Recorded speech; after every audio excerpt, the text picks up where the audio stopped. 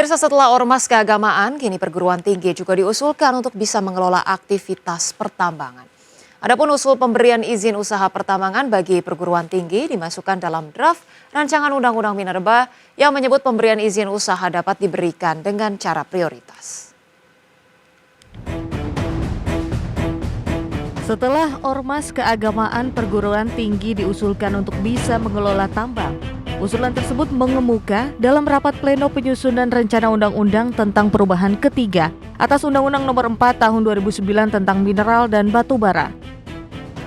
Ketua Badan Legislasi DPR RI Bob Hasan mengatakan, terdapat 4 inti dalam draft rancangan revisi undang-undang tersebut, salah satunya pemberian izin untuk perguruan tinggi. Yang kedua, sebagaimana yang sering kita telah mendengarkan, perlunya diundangkan prioritas bagi ormas keagamaan untuk mengelola pertambangan. Yang ketiga, demikian pula juga dengan perguruan tinggi. Dan yang keempat, tentunya UKM, usaha kecil dan sebagainya. Saya secara pribadi melihat hal ini telah terdapat makna dan maksud, ya, terlepas daripada pasal 33 tersebut baru kali ini bisa terrasionalisasi. Dalam draft rancangan undang-undang yang dipaparkan tim ahli, usul pemberian izin usaha pertambangan bagi perguruan tinggi dimasukkan dalam pasal 51A. Selanjutnya dalam ayat 1 pasal 51A disebutkan, pemberian wilayah izin usaha pertambangan dapat diberikan kepada perguruan tinggi dengan cara prioritas. Adapun salah satu syarat perguruan tinggi yang bisa mendapatkan izin usaha pertambangan harus memiliki akreditasi paling rendah B. Sementara itu, selain ormas dan perguruan tinggi, Ketua Balik DPR RI menyampaikan usaha kecil dan menengah setempat juga diusulkan untuk dapat memperoleh izin mengelola tambang. Tim Liputan IDX Channel. Pemirsa, Badan Legislatif mengusulkan agar perguruan tinggi dan UMKM bisa mendapat izin mengelola tambang seperti ormas keagamaan. Usulan ini didorong melalui rancangan undang-undang tentang perubahan ketiga atas Undang-Undang Nomor 4 Tahun 2009 tentang mineral dan batu bara. Ketua Balik DPR RI, pemirsa, Bob Hasan mengungkapkan ada 4 poin inti yang dilakukan perubahan dalam RUU Minerba. Salah satunya adalah pengelolaan tambang. Poin lain yang akan diprioritaskan dalam revisi Undang-Undang Minerba adalah hilirisasi, di mana langkah percepatan akan didorong demi mencapai tujuan swasembada energi. Sementara itu, Wakil Ketua Badan Legislasi DPR RI, Ahmad Doli Kurnia mengatakan pemerintah dengan DPR juga sudah sepakat bahwa Undang-Undang Minerba memang harus direvisi. Alasannya adalah karena memang ada putusan Mahkamah Konstitusi yang harus disesuaikan terhadap undang-undang tersebut.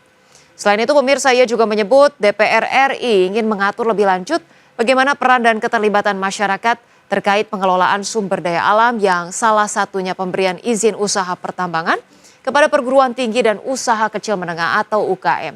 Dan selanjutnya, pemirsa, meski Balik DPR menyatakan revisi Undang-Undang Minerba yang memuat wacana pengelolaan tambang bagi perguruan tinggi telah resmi menjadi usul inisiatif DPR, namun dalam prosesnya ternyata sejumlah anggota Badan Legislasi DPR turut melontarkan kritikan, diantaranya mengenai pembahasan RUU Minerba yang terkesan terburu-buru dan minim partisipasi publik.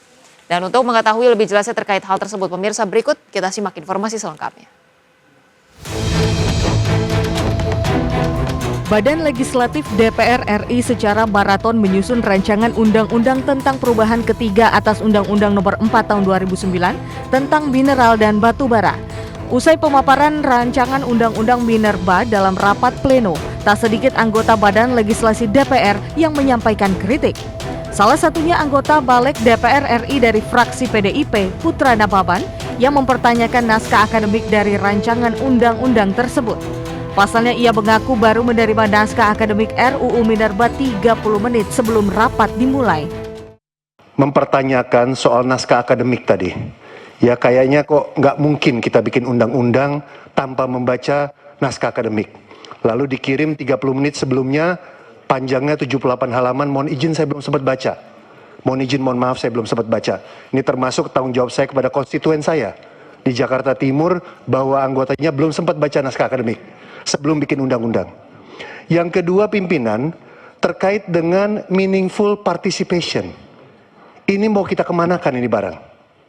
Karena saya lihat jadwalnya begitu padat sampai jam 7, bagaimana kita menjustifikasi stakeholder dari Minerba yang begitu banyak, ya, sehingga kita membypass dan melewati meaningful participation itu. Selain mempersoalkan naskah akademik RUU Minerba, Putra Nababan juga menyoroti soal rapat pleno dan pembahasan panitia kerja yang terlalu terburu-buru.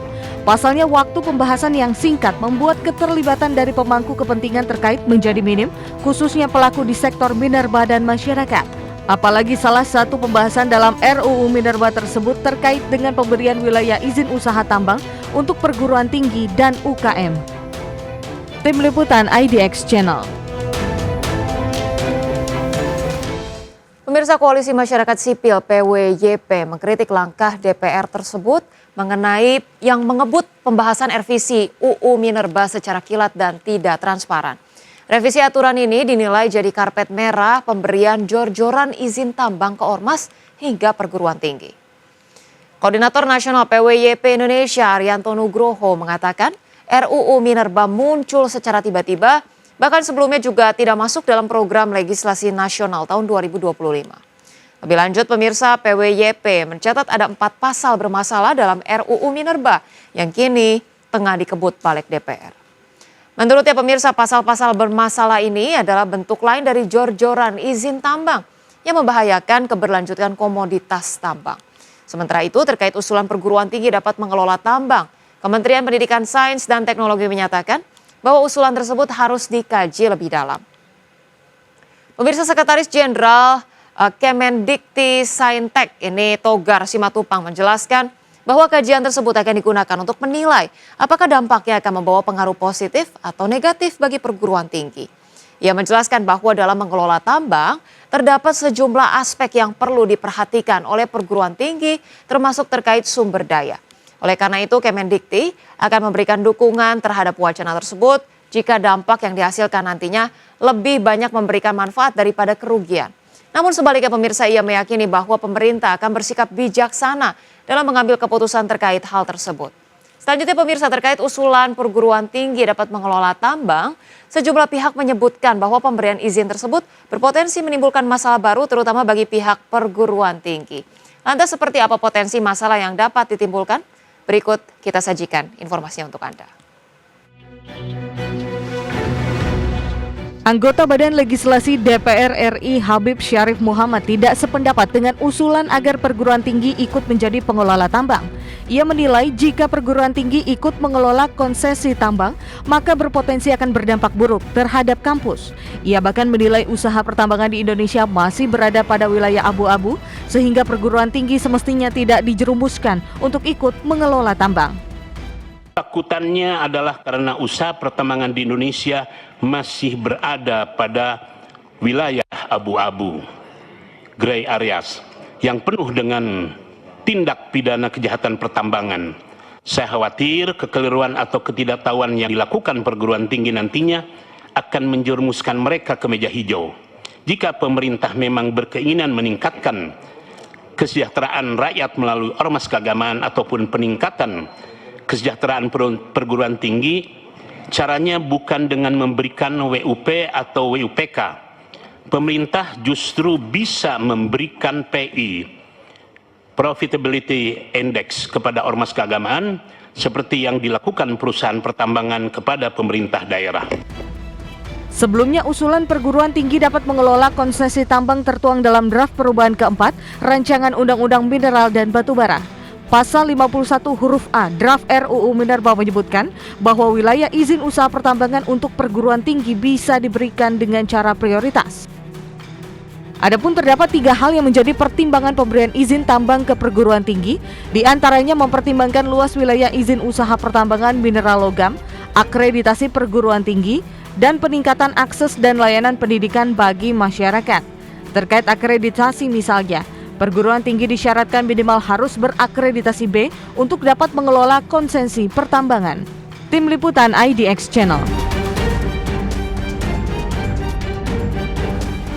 Pemirsa, anggota Balik DPR RI Syarif Muhammad mengatakan pemberian izin usaha pertambangan kepada perguruan tinggi bukanlah solusi tepat untuk meningkatkan kesejahteraan kampus.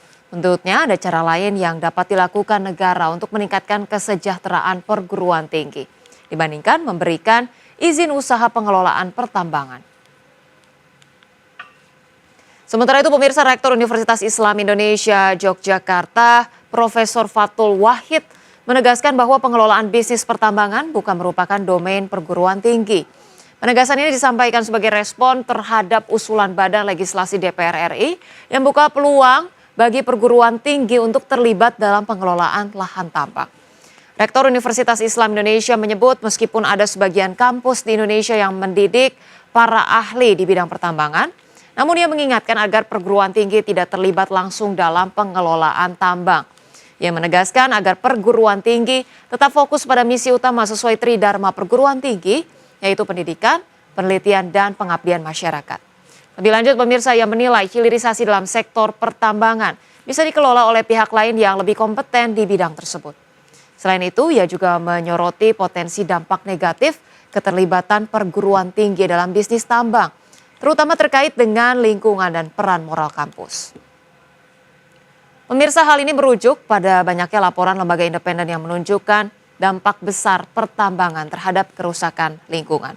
Yang jelas pemirsa, RUU yang kemudian masih dikaji ini harus dipertimbangkan secara matang. Bagaimana kemudian banyak sekali pro kontra yang terjadi.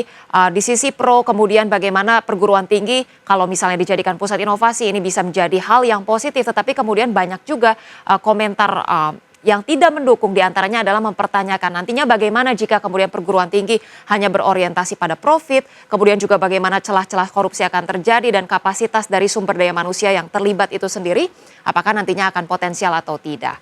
Dan pemirsa, kita cukupkan informasi di segmen ini, pastikan Anda masih bersama kami dalam IDX First Station Closing.